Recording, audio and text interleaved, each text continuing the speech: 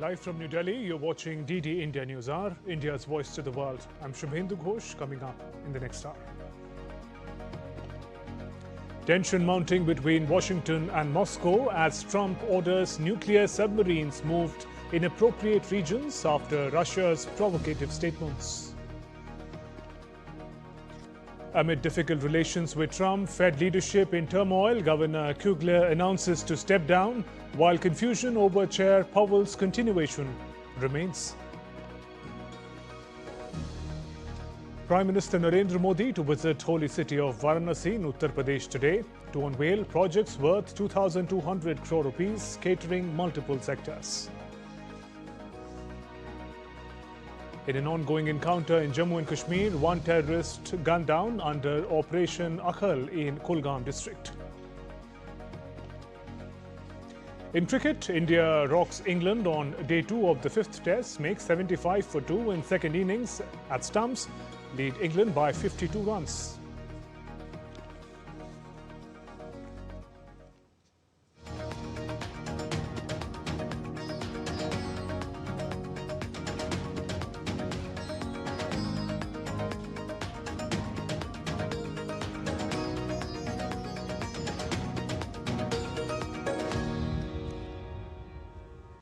Tension between the US and Russia has escalated this week as US President Donald Trump and former Russian President Dmitry Medvedev exchanged threatening statements. In response to threats from Medvedev, Trump on Friday said he has ordered 2 nuclear submarines to be positioned in the appropriate regions. In a social media post on Truth Social, Trump said, "Words are very important and can often lead to unintended consequences." He said he hopes this will not be one of those instances. A day earlier, Medvedev said Trump should remember that Moscow possessed Soviet-era nuclear strike capabilities of last resort. Asked later by reporters why he ordered the submarine movement, Donald Trump said a threat was made by former president of Russia and they're going to protect people. Oh yeah, well, we had to do that. We just have to be careful. And a threat was made, and we didn't think it was appropriate, so I have to be very careful. So I do that on the basis of safety for our people. A threat was made by a former president of Russia, and we're going to protect our people.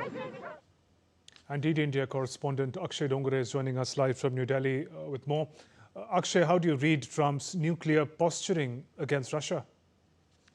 Well, to maintain a more diplomatic language over this incident, we can say that the incident and the way Donald Trump has reacted seems nothing short of a tantrum by a senior world leader, a nuclear tantrum. Now, this is perhaps one of the most dangerous turn the relation between Russia and US have taken in the recent decades, ever since the collapse of the Soviet Union, where at the presidential levels, direct talks of nuclear usage and deployment are taking place. It's somewhat similar to the Cuban Missile Crisis, where the Soviets had deployed their nuclear weapons in Cuba, whereas in retaliation, the US had deployed their nuclear arsenal in other European countries. The situation is quite critical as far as the deployment of 2 nuclear submarines are concerned. Near Russia, it can be seen as a major provocation by the Moscow as well. It's quite a controversial story, and we'll have to keep an eye on how the entire situation escalates, given the fact that the 2 world leaders not only have gotten involved in childish exchanges on social media, but also acting on those childish exchanges involving their country's nuclear deterrence capabilities into the picture. So the situation is quite tragic, and it's actually concerning for the rest of the world, especially to those countries where these major global powers have, implemented nuclear restrictions, haven't allowed them to create nuclear weapons, of stating that the smaller countries can be unstable and they can, in a crisis situation, use these nuclear weapons that are only for deterrence capabilities. But what are the major powers doing? They're also getting involved in childish, exchanges on social media, and as a result, threatening a nuclear war for the rest of the world. And earlier, the US president had cut short the deadline for Russia to make peace with Ukraine. Akshay, what is the latest on that? Well, as far as the deadline to conclude the talks are concerned between Russia and Ukraine, the U.S. president will have to understand that this conflict that has erupted has its roots in centuries-old differences as far as the history of the Russian people are concerned and the people of Ukraine are concerned. So it's a very complicated thing. It's a complex thing, and any U.S. president sitting thousands of miles away cannot bulldoze his way as far as the peace is concerned. Many of the people have died from both sides. There are objectives from both the sides. So it's dialogue and diplomacy, and probably trying to understand the concerns of Russia as well that have to be addressed to ensure that entire thing comes to a halt. Besides doing that, besides promoting the two countries to have dialogue in a consistent manner, threatening with nuclear weapons is never going to solve a problem. It can probably suppress the issue for a short while, but it's not going to solve the situation anytime soon. Akshay, thank you for joining us with those inputs. Speaking to reporters about the trade tariff, US President Trump said he might consider giving dividends from tariff revenue to citizens. Since he arrived in the office at the beginning of the year, Trump's imposed trade tariffs on several countries, claiming it'll help reduce debt and inflation. There are a lot of people that would like to see us do sort of a dividend to the people of our country. It's something I'd consider. How much would people? I want to pay off debt, but there's a possibility I'd do a dividend. Speaking to reporters at the White House, President Trump said on Friday Brazilian President Luiz Inácio Lula da Silva can call him anytime to discuss tariffs and other friction between the countries. Later, calling Trump's remarks great, Brazil Finance Minister Fernando Haddad said he's sure Lula feels the same and would be willing to receive a call from the US president. In a post on X, Lula da Silva also said Brazil has always been open to dialogue, although he did not mention Trump nor his earlier remarks. Earlier, Donald Trump slapped a 50% tariff on Brazil, with many exemptions starting next week to fight what he called a witch hunt against former President Jair Bolsonaro. I think it's great, and I'm sure the feeling is mutual. President Lula would be willing to receive a phone call from him whenever he wanted as well. As I said before, it's very important that we prepare for this meeting, for this conversation. Today, once again, I had contact with US Secretary of Treasury Scott Bessent's team, so we can have a meeting next week. So finally, the longer meeting is more focused on the unilateral decision of the United States regarding Brazil. We will be able to exchange ideas on all topics, including this one. Meanwhile, Brazilians are holding protests across several cities, denouncing the US president's politically motivated trade tariffs. Anti-Trump protests were held in Brasilia, Sao Paulo, Rio de Janeiro, sign of souring ties between two of the America's largest economies. The Federal Reserve announced on Friday that Governor Adriana Kugler, to resign early from her term, will exit the central bank on 8th of August. The Fed said in a statement that Kugler, who became a governor in September of 2023, will leave before her term's conclusion, which was scheduled for 31st of January 2026. Kugler will return to Georgetown University as a professor next autumn. Her early departure may shake up the timeline for the succession process now surrounding Chair Jerome Powell, whose term ends next May. Trump says he's happy about the open spot on Fed board after Kugler resigns. Yeah, one of the governors, as you know, of the Federal Reserve has just announced she's resigning. I understand it was over the fact that she disagreed with somebody from her party. She disagreed with Too Late. You know who Too Late is? Yeah. She disagreed with Too Late on the interest rate. So we'll see what happens. But we just found out that I have a open spot on the Federal Reserve Board. I'm very happy about that, John. In an interview with Newsmax, US President Donald Trump said that Federal Reserve Chair Jerome Powell will most likely stay in his position, even as Trump sharply criticized the Federal Reserve's policies. Trump said he would remove Powell because the Fed's interest rate was too high, but also added that others have said Powell's removal would disturb the market. He gets out in 7 or 8 months, and he says he will put somebody else in. In other news, Salvadorans reacted with polarized opinions on Friday after ruling party passed a bill opening the door for President Nayib Bukele to serve another term. Bukele won second term last year despite a clear prohibition in the country's constitution. El Salvador's top court ruled it was the leader's human right to run again in 2021. Earlier on Thursday, the constitutional amendment approved by Bukele's New Ideas Party, which holds a majority in Congress, permits unlimited presidential re-election, extends presidential terms from 5 to 6 years, and eliminates the requirement for runoff elections. In 2025, President Donald Trump's vision of making Gaza the Riviera of the Middle East is fading as the region faces a growing humanitarian crisis. A global hunger monitor warns of a potential famine, and malnutrition is rising rapidly. Despite international food aid, Gaza residents continue to struggle, and Trump's Middle East envoy Steve Witkoff witnessed all of it for the first time on Friday. DD India's Mihir Maikuri has more. The year 2025 began with President Trump's dream of making Gaza the Riviera of the Middle East. I don't want to be cute, I don't want to be a wise guy, but the Riviera of the Middle East, this could be something that could be so bad, this could be so magnificent. But today, the dream is fast fading. A global hunger monitor says a famine scenario is unfolding in the Gaza Strip. And Trump, he has just one thing to say. It's a terrible thing. People are very hungry. You know, the United States gave $60 million for food, and it's a shame because nobody, I don't see the results of it. With humanitarian access tightly restricted, malnutrition is skyrocketing.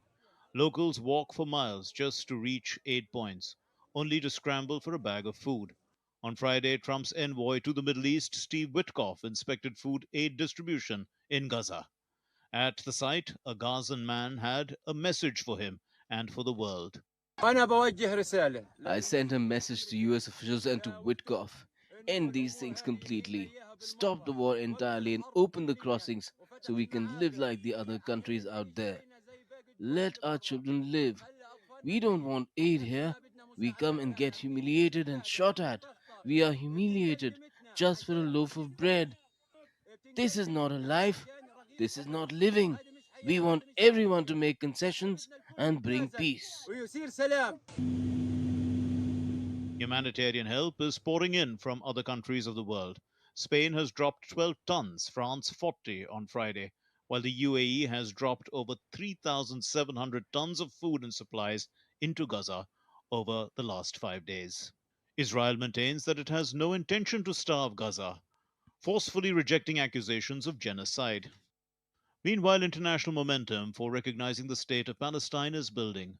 More countries are stepping forward to recognize the state of Palestine. On Wednesday, the Canadian Prime Minister Mark Carney announced that Canada will back Palestinian statehood at the United Nations this September. Canada intends to recognize the state of Palestine at the 80th session of the United Nations General Assembly in September 2025. This intention is predicated on the Palestinian Authority's commitment to much-needed reforms, including commitments by the Palestinian Authority's President Abbas to fundamentally reform its governance. From bold promises to bare survival, Gaza today stands at a crossroads. What remains to be seen is whether global resolve can match the urgency on the ground. Mihir Maikuri's report, DD India. Still to come on DD India News Hour. 4 people were shot and killed at a bar in Montana, United States. Tesla ordered by Florida jury to pay $329 million in damages in an autopilot-related crash. An update on extreme weather conditions in different parts of the world.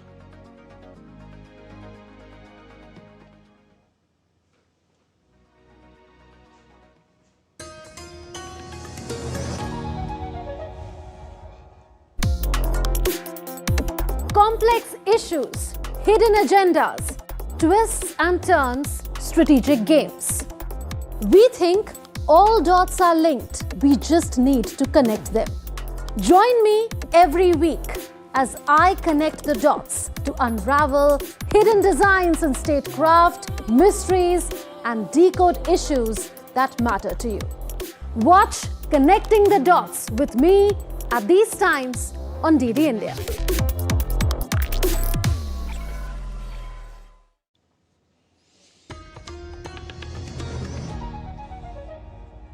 You're watching DD India News Hour. I'm Shubhendu Ghosh. 4 people were shot and killed on Friday in an open firing at the Owl Bar in Anaconda, Montana.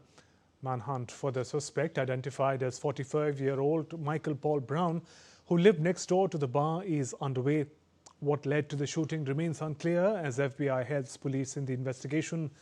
Governor of Montana is closely monitoring the situation and has urged prayers for the victims, their families, and the law enforcement officers responding.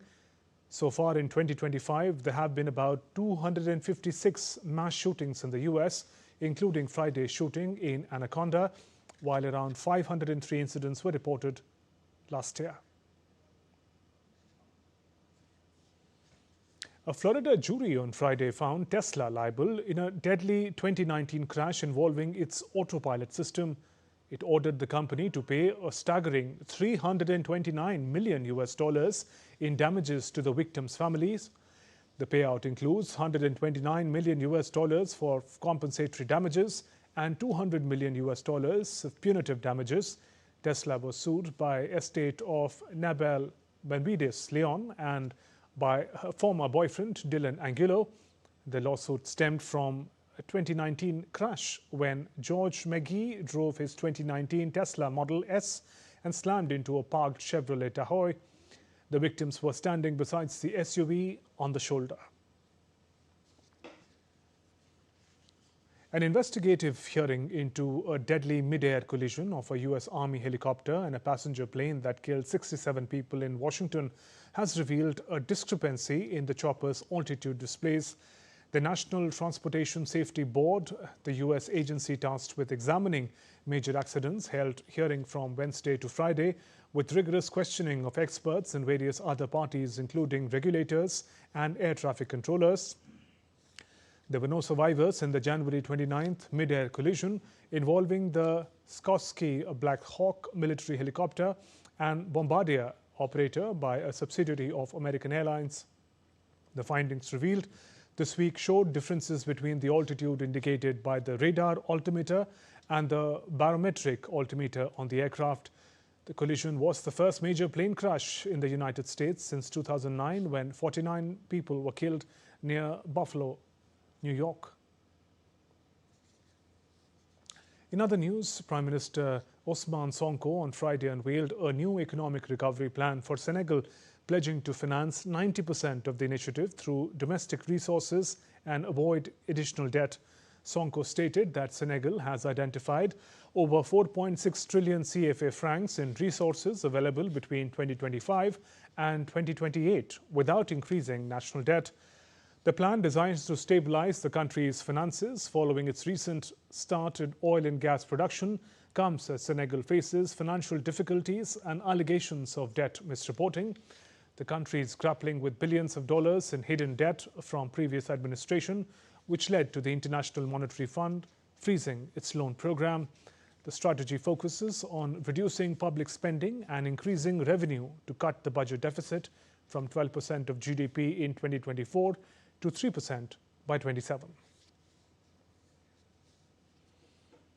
Rwanda and the Democratic Republic of Congo on Friday agreed on an outline for the regional economic integration framework as the two countries take steps towards delivering on the peace deal signed in Washington in June. The tenets agreed on Friday summarize the framework, which include elements of cooperation on energy, infrastructure, mineral supply chains, national parks, and public health, the State Department informed in a statement. Rwanda and Congo signed a peace deal in Washington, D.C. in June at talks held by U.S. President Trump's administration, which aims to bring an end to fighting that has killed thousands and attracted billions of dollars of Western investment to a region rich in tantalum, gold, cobalt, copper, lithium and other minerals. As part of the deal, Kinshasa and Kigali agreed to launch regional economic integration framework within 90 days, the agreement said. The human rights activists have called on Italy and Albania to shut down 2 migrant camps after EU's top court on Friday ruled against Italy's migrant relocation scheme involving Albania. The Court of Justice of the European Union questioned the legitimacy of Italy's use of a safe countries list to transfer migrants to Albania and fast-track their asylum claims, dealing a significant blow to a key part of Italy's migration policy. The detention facilities that Italy built in Albania have remained empty for months due to ongoing legal hurdles. A recent report revealed that the construction costs were 7 times higher than those of a comparable center in Italy. In Ethiopia's war-impacted Oromia region, people in remote villages are gradually regaining access to healthcare after almost 2 years of disruption, though the effects of the conflict still linger. A health center in Ethiopia's West Velega zone has reopened after nearly 2 years of conflict-related closure. During the shutdown, residents relied on improvised transport to access care. While services have resumed, medicine shortages persist. A nearby hospital is also recovering, though much of its equipment was destroyed and medicine transport remains difficult due to continued insecurity. The International Committee of the Red Cross has been supporting health facilities in the region, providing medical supplies, training and logistical support. The conflict between federal forces and Oromo Liberation Army displaced many and disrupted essential services. 11 people, including former minister, were arrested in Serbia on Friday over a train station disaster in which 16 people died. The concrete canopy of the newly renovated station in the northern city of Novi Sad collapsed on November 1st last year in a disaster widely blamed on corruption and poor oversight. It sparked a wave of student-led protest and led to a resignation of Prime Minister Milos Vucevic and the fall of his government. The Public Prosecutor's Office in Novi Sad opened an investigation into the accident and deaths. The 11 include former Construction, Transport and Infrastructure Minister Tomislav Momirovic, as well as former Acting Director of the state-run Serbian Railway Infrastructure Company, Nebojša Sulan, prosecutors informed. A wave of resignations has swept through Spain's political class amid growing scrutiny over falsified academic credentials affecting figures across political spectrum and prompting calls for greater transparency. The controversy began on 21st July when Transport Minister Oscar Puente of the ruling Socialist Party raised questions about the academic record of Noelia Núñez, a lawmaker from the opposition Conservative Popular Party. Núñez had claimed degree in law, public administration and English philology, but later admitted she had studied the subjects without completing any of the qualifications. She resigned the following day, saying she had never intended to mislead the public. Since then, more politicians have come under fire for allegedly misrepresenting their educational backgrounds. On to some weather updates. First up, from India. The India Met Department has forecast a marginal reduction in rain intensity in Delhi NCR with very light to light rainfall expected till Sunday.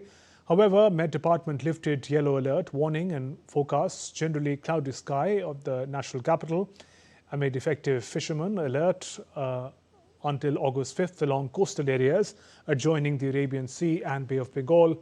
IMD predicted isolated heavy rains in Tamil Nadu and Kerala over the next 5 days. Over West India, light to moderate rains are likely during the next few days. Light moderate rainfall at many places accompanied with thunderstorms, lightning and isolated heavy rains likely to continue over Arunachal Pradesh, Assam and Meghalaya and Nagaland, Manipur, Mizoram and Tripura till August 6th. According to the Met Department, several regions across the country will most likely receive normal rainfall in August, except parts of northeast and adjoining areas in the east. Strong storms tore through the tri-state area on Thursday, unleashing flash floods that crippled transportation in New York City and triggered a tornado warning in New Jersey. Although the waters later receded and traffic resumed, city office continued to urge residents to stay home, with rain expected to continue through the night. In response to the worsening conditions, emergency management agencies in New York and New Jersey advised against non-essential travel, warned of flooding in streets, basements and transit systems. Satellite images released on Thursday showed a powerful weather system over the mid-Atlantic region that brought heavy downpour and disrupted travel along the eastern seaboard. National Weather Service have issued flash floods warning along parts of northeast urban corridors stretching from Washington-Baltimore region through Philadelphia, Wilmington, Delaware, and into Newark, New Jersey, and New York City metropolitan area. 8 major airports serving the region accounted for cancellation of at least 1,170 flights into, out, or within the U.S. passenger rail traffic was also hampered, with Amtrak reporting service suspended between Philadelphia and Wilmington due to severe storms flooding the tracks. Japan sweltered through its hottest July since records began in 1898. The weather agency has reported warning of further severe heat in the month ahead. Heat waves are becoming more intense and frequent the world over because of human-caused climate change, scientists say, and Japan is no exception. The average temperatures in July was up a record 2.89 centigrade over the 1991 to 2020 average for the month. Japan Met Agency said on Friday it was the third year in a row of record-breaking average temperatures for July. It said on July 30th, Japan experienced its highest recorded temperature, a sizzling 41.2 centigrade in the western region of Hyogo. Precipitation in July was low over wide areas of Japan, with northern regions facing Sea of Japan experiencing record low rainfall. The rainy season ended about 3 weeks earlier than usual in western regions of Japan. This was another record. Indonesia's Mount Lewatobi Laki-Laki in East Nusa Tenggara province erupted on Friday, spewing a more than 10-kilometer high ash column. The volcano had experienced a number of eruptions in recent months, including an eruption in early July, where it belched an 18-kilometer volcanic ash, causing flight disruptions to and from the nearby resort island of Bali. The volcanology agency warned people to clear the 6 to 7 kilometer area from the crater and to be cautious of mud flow risk in case of heavy rains. Volcanic lightning tore through the ash-choked sky as rivers of lava lit up the slopes in a fiery red glow.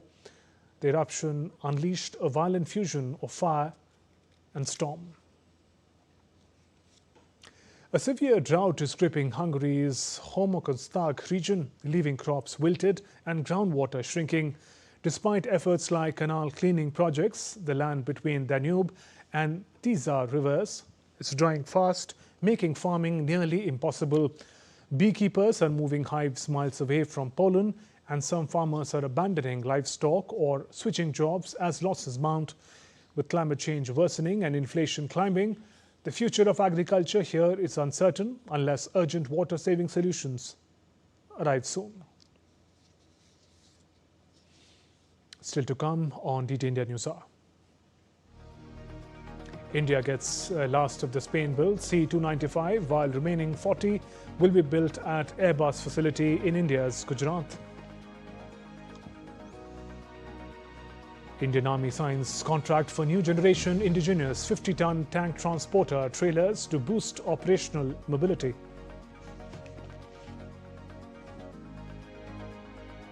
And Indian Army carries out flood relief operations across affected regions of Madhya Pradesh, Rajasthan and Punjab.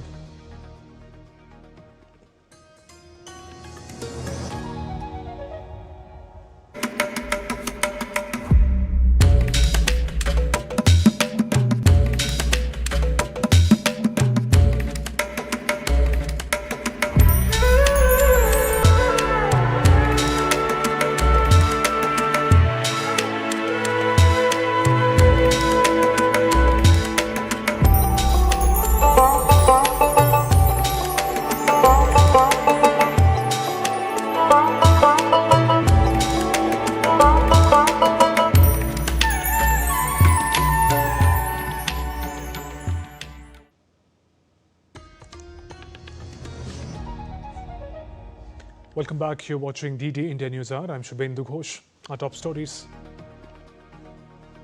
Tension mounting between Washington and Moscow as Trump orders nuclear submarines moved in appropriate regions after Russia's provocative statements.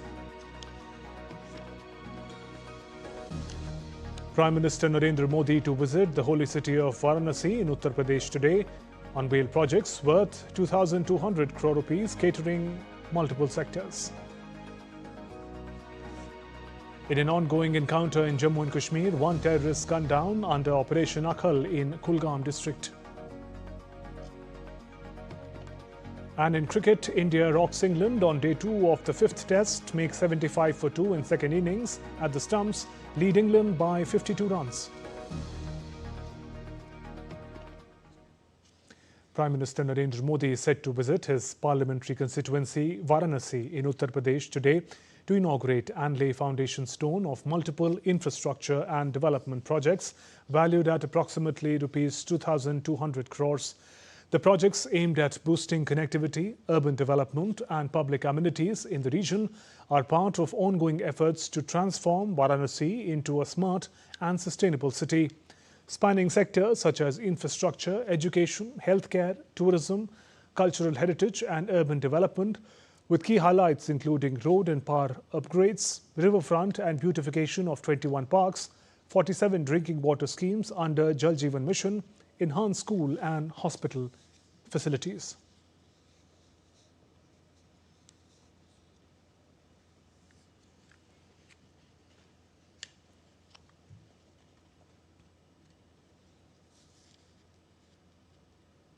And Varanasi is all decked up to welcome Prime Minister Modi. Hoardings have been put up across the city representing various schemes launched by the government for the betterment of the people in the state of Uttar Pradesh. Varanasi is also the Lok Sabha constituency of Prime Minister Modi.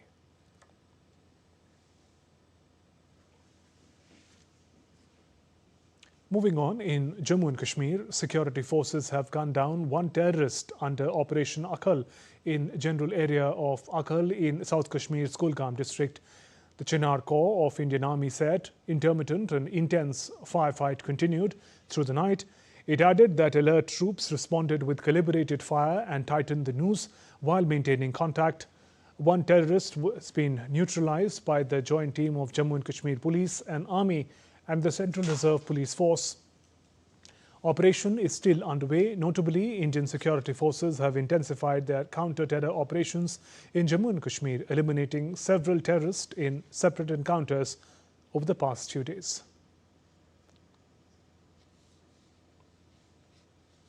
Indeed, India's Shabir Dar joins us live from Srinagar with more. Shabir, what details can you share with us on the ongoing operation in Kulgam?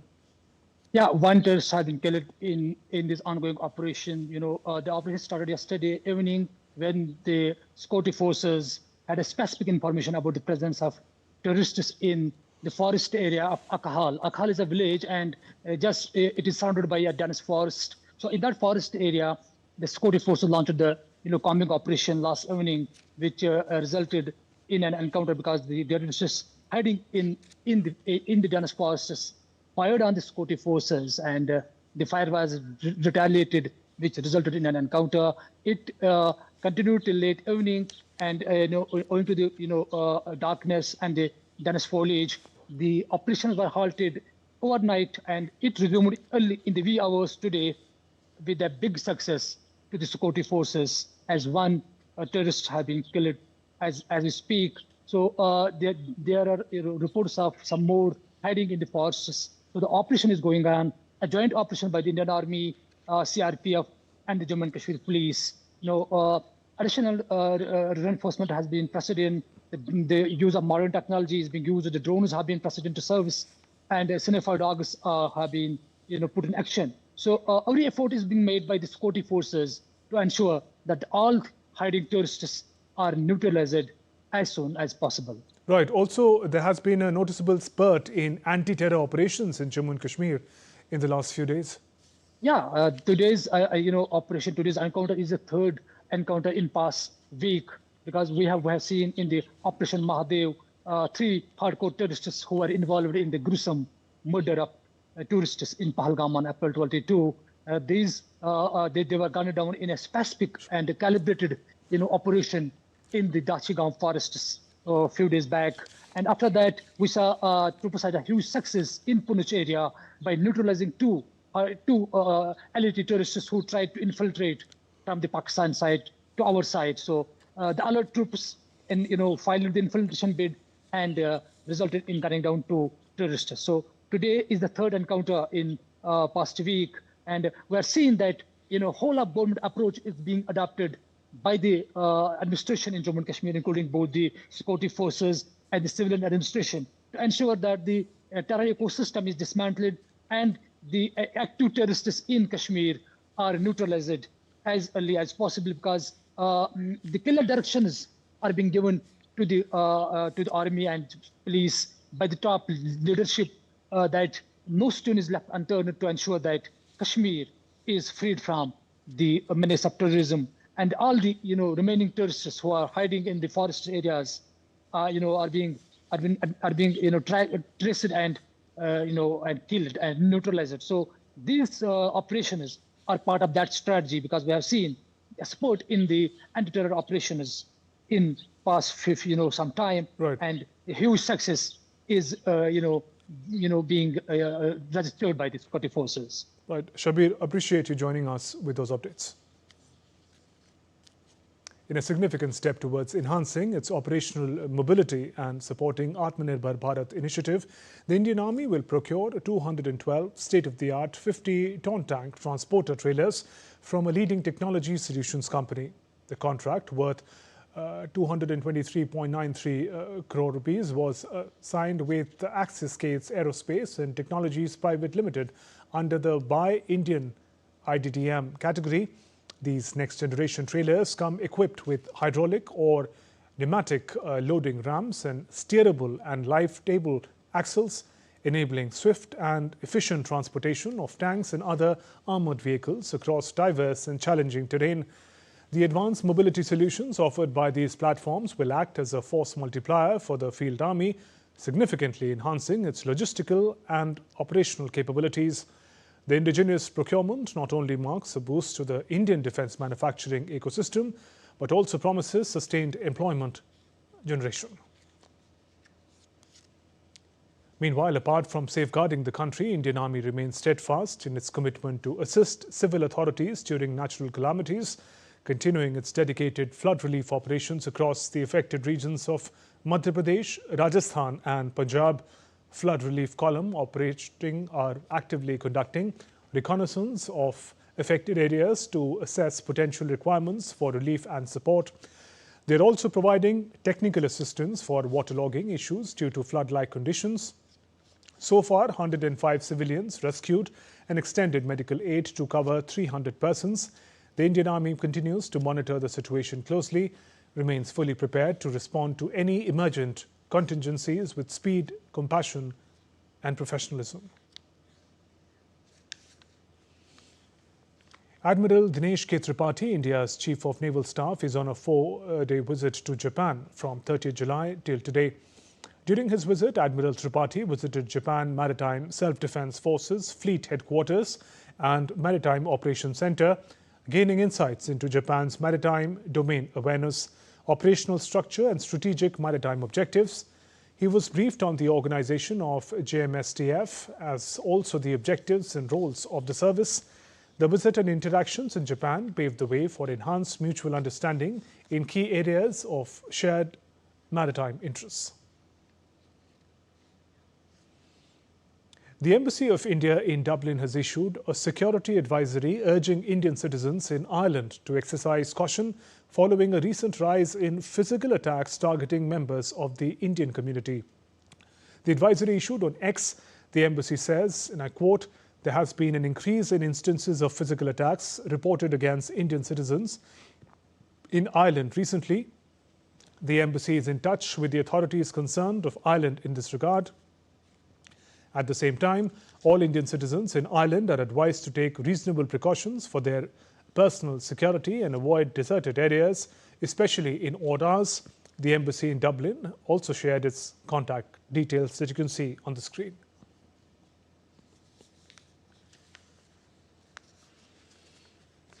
In other developments, the 16th and final Airbus C-295 military transport aircraft has been handed over to the Indian Air Force. Now the remaining 40 C-295 aircraft will be built at the Airbus facility in Gujarat. DD India's Atma Sandhu gets us more from Spain. We're in the heart of Europe's aerospace hub, Sevilla, where a significant milestone has been reached between India-Spain Defence Cooperation. The final and 16th Airbus C-295 military transport aircraft has been ceremonially handed over to the Indian Air Force. Under the Make in India initiative, the remaining 40 C-295 aircrafts are going to be built at the Airbus facility in Gujarat.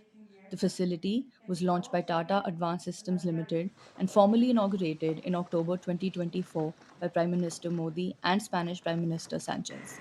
The C-295 is a versatile transport aircraft capable of carrying up to 71 troops, conducting airdrops, cargo missions, medical evacuation, and operating from short unpaved runways, ideal for India's diverse geography.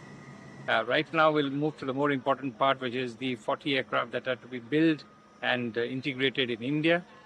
This is part of the Make in India program of Prime Minister Modi, which has actually seen one of the best projects that we can work on in the world today. And we are going to see over the next 5 to 6 years, 40 aircraft to be built in India.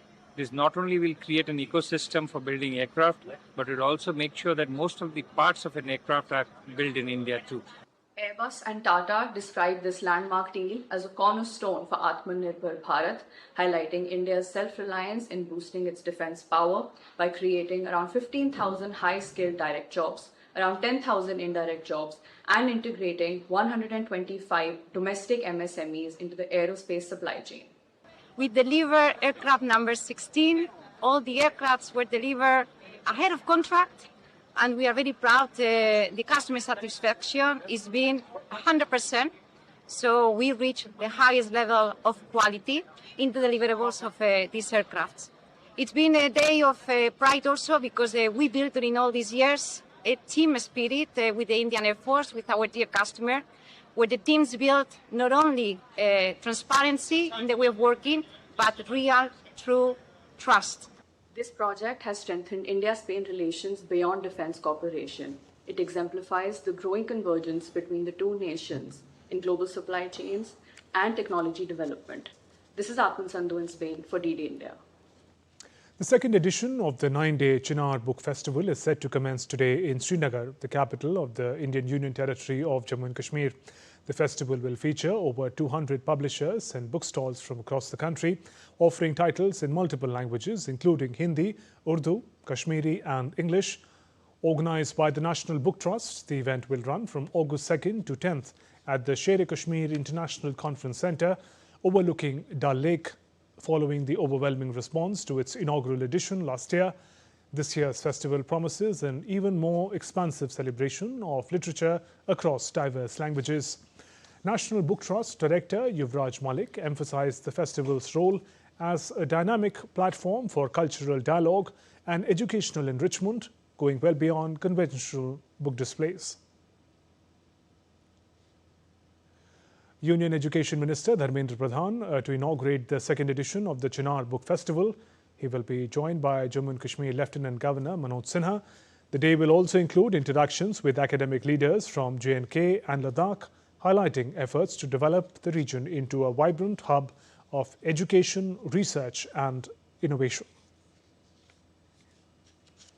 Still to come on DD India News Hour. US stocks slump over tariff tensions and weak jobs report. In sports, India women wrestling team shines at Under-17 World Wrestling Championship with 2 gold, 3 silver and a bronze. To get you glimpses of Kandiyasala Prahara Festival underway in Sri Lanka.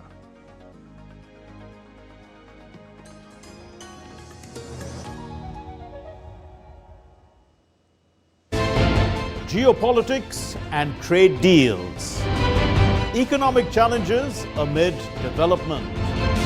Hard work and the path to prosperity. It's the economy always. Between walkers, money is what money does, and says supply creates its own demand. Between the bulls pulls and bears tears. When supply chains globalization and India rises to the podium. We'll get you centered with the economic brief at 8 p.m. every Thursday on DD India.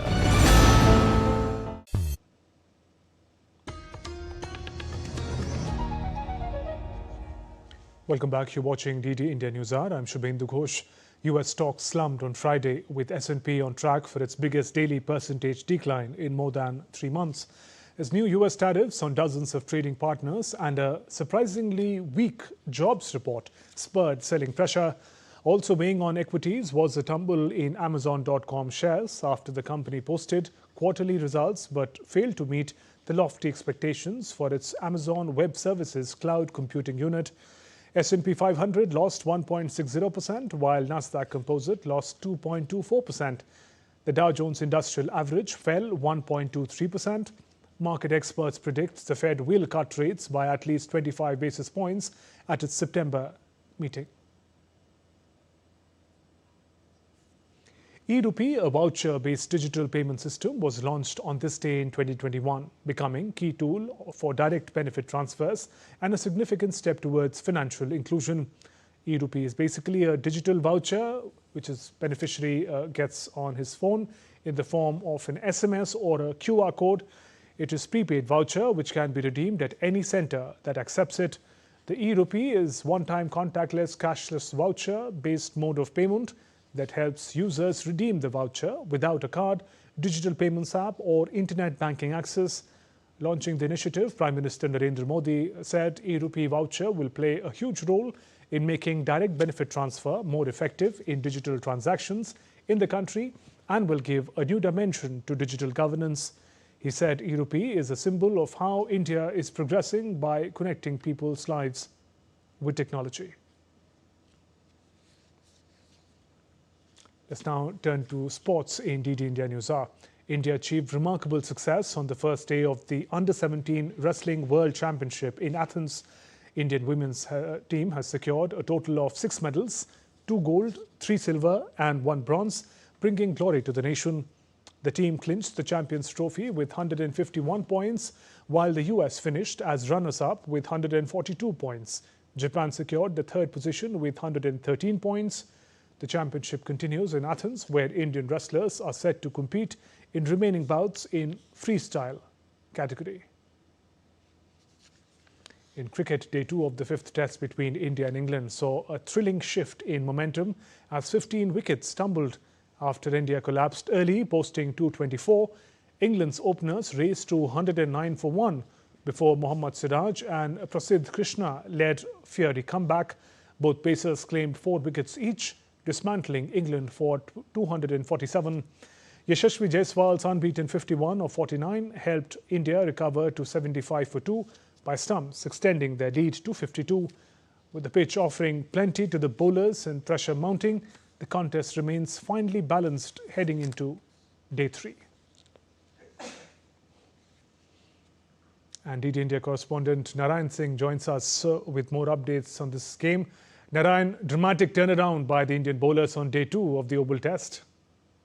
Yes, the way things happened. But if you talk about especially the Indian batting, we were hoping that they will score around 300 runs, but that didn't happen. The way English bowlers just dismantled the Indian tail, and the last 3 batters went for duck. But anyhow, the way Indian bowlers, as you mentioned, bounced back, it's kudos to them. 4 wickets for Prasidh Krishna and 4 for Mohammad Siraj, especially the Mohammad Siraj, the way he bowled in the absence of Jasprit Bumrah. We can say that from a support bowler, from a stock bowler to a premier bowler to a strike bowler, the way he just, we can say, drive the Indian pace asset is kudos to him. And especially if you take a look in the Edgbaston test also, in the absence of Bumrah, the way he just marshaled the Indian pace attack, kudos to him. And here we take a look yesterday's performance, taking 4 wickets in a crucial match. If you take a look, this series is not about win or loss, but it's about the match, the result of the match is going to decide the fate of the series for both the teams. In that context, it was most important for the Team India, and the way Mohammad Siraj performed his spell, did his spell, is so wonderful. And if you take a look, his average in the absence of Bumrah goes from 35 to 25 in this match also. Right. And his action and the way he maintained his rhythm, if you take a look, his bowling go through, it was fantastic. And he was bowling near the wicket. If you take a look, the bowling greats like Dennis Lilly, Richard Hadley, McGraw, Srinath, all were bowling near the wicket. And exactly what after doing some changes in technique, he did exactly same thing. Actually, what happens that when you bowl near the pitch now, actually when there is something on the pitch, then if even there is no lateral movement, no swing in the air, it works for the bowler, and definitely that happened. And India, we can say that a bit upper hand, but the match is on knife edge and equally poised. Right, and on day 3, a lot rides on how the batsmen survived the day. Definitely, because at least you need to put 280, 270 runs on the board in this pitch if you want to win this test match. And all will depend on how our batters perform today in this match. Especially, we are hoping that when Shubman Gill will come, right now, night watchman Akashdeep is on the crease. After his departure, when our captain will come, a lot will depend on Shubman Gill, how he performs, how he takes the Indians inning ahead. And right now, India has a lead around 52 runs, and they have to stretch this lead around 280 or 290. And the way Yashasvi Jaiswal played, we can say kudos to him, because throughout the series, we saw that he's scoring runs in the first innings, but in the second innings, he was not able to score runs. If you take a look his record in the past 2 matches, second inning score, it was double duck for him. So here, he improved his record, scoring a half century for the team, and he also needs to take the inning forward here. Actually, the pitch is very difficult because there is a bit of grass, not bit of grass, there is a 8 mm grass on the pitch. And when the ball just falls on the pitch, it creates a depression where the ball pitches. In this case, what happened actually, when the ball just strikes the edge of that depression where it is striking, sometimes the ball keeps the low, sometimes it comes high. And exactly we saw the few balls of the Josh Tongue were very low. So it creates, we can say, a dilemma in the minds of the batter. And definitely it's very difficult for a batter to stay here on the pitch, to settle down. But here is more than cricketing skill. They need to show the resilience here if they want to drive their score ahead. We can say at least 280 to 90 run target for the England here. Right, it has made the final match exciting. Narayan, thank you very much for joining us with those insights. The Kandy Esala Perahara, Sri Lanka's largest Buddhist cultural event, is currently taking place in the historic city of Kandy. The annual festival, a vibrant display of Sri Lankan culture and Buddhist traditions, is decorated with many traditional Sri Lankan dances and hundreds of colorfully decorated elephants. The Grand Perahara will take place on the full moon day, which falls on August 8th.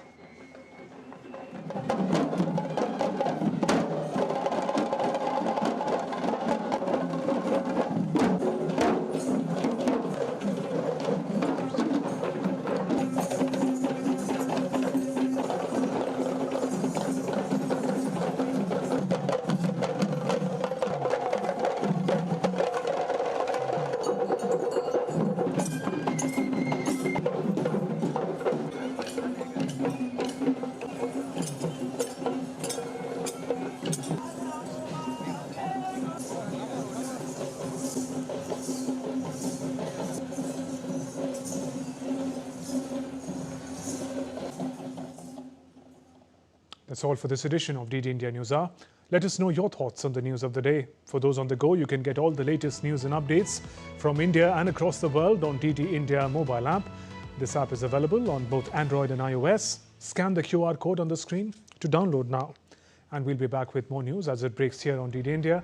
I'm Shubhendu Ghosh from all of us here in Delhi. Thanks for watching DD India News Hour. Namaskar.